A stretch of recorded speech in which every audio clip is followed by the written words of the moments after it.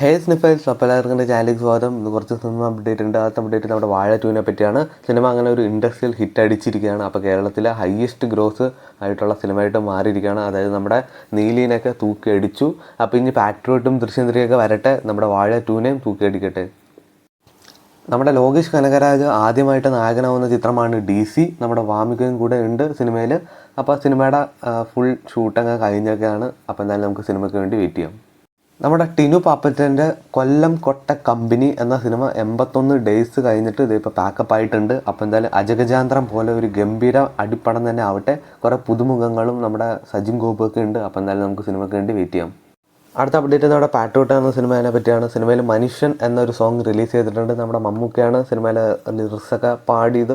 പാടിയൊരു ശൈലിയിൽ അല്ലെങ്കിൽ പോലും ഒരു വായിച്ചൊരു രീതിയിലാണ്, ഒരു വ്യത്യസ്തമായ രീതിയിലാണ് ഇത് പ്രസൻറ്റ് ചെയ്തിരിക്കുന്നത്. അപ്പോൾ എന്തായാലും ആ സോങ് യൂട്യൂബിലുണ്ട്, ജസ്റ്റ് ചെക്കൗട്ട് ചെയ്യാം. നമ്മുടെ അതിരടി എന്ന സിനിമയുടെ ഫസ്റ്റ് സിംഗിൾ ഇന്ന ദിവസം വൈകിട്ട് 6 മണിക്ക് റിലീസ് ചെയ്തതാണ്. അപ്പോൾ അതിരടി എന്ന സിനിമയുടെ ഒരു സെക്കൻഡ് വീഡിയോ കണ്ടൻറ്റാണ് വരുന്നത്. അപ്പോൾ എന്തായാലും നമുക്ക് സിനിമയ്ക്ക് വേണ്ടി വെയിറ്റ് ചെയ്യാം.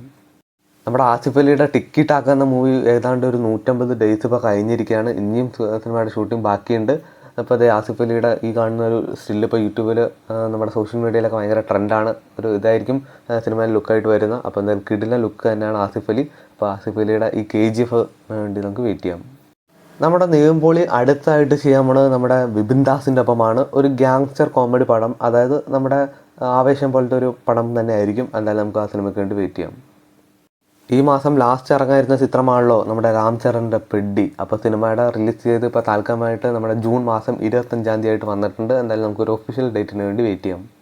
നമ്മുടെ ബൈക്ക് എന്ന ഈ ചിത്രം നെറ്റ്ഫ്ലിക്സിൽ കൂടെ ഈ വരുന്ന മെയ് 1 OTT റിലീസ് ചെയ്യുന്നതായിരിക്കും. ധനുഷിൻ്റെ കറ എന്ന ചിത്രത്തിൻ്റെ ബുക്കിംഗ് ഇപ്പോൾ ഓപ്പൺ ആയിട്ടുണ്ട്. അപ്പോൾ ആ സിനിമ കാണാൻ ആഗ്രഹിക്കുന്നവർ എന്തായാലും പോയി ബുക്ക് ചെയ്യുക. വരവ് എന്ന ജോജി ജോർജ് സിനിമയിലെ നമ്മുടെ അർജുൻ അശോകൻ്റെ ക്യാരക്ടർ പോസ്റ്റർ വന്നിട്ടുണ്ട്. വില്യംസ് എന്നാണ് അദ്ദേഹം അത് അവതരിപ്പിക്കുന്ന ക്യാരക്ടറിൻ്റെ പേര്. ഇതുപോലത്തെ OTT സിനിമകൾ അറിയാൻ വേണ്ടി ചാനൽ സബ്സ്ക്രൈബ് ചെയ്യുക, കൂടെ സപ്പോർട്ട് ചെയ്യുക.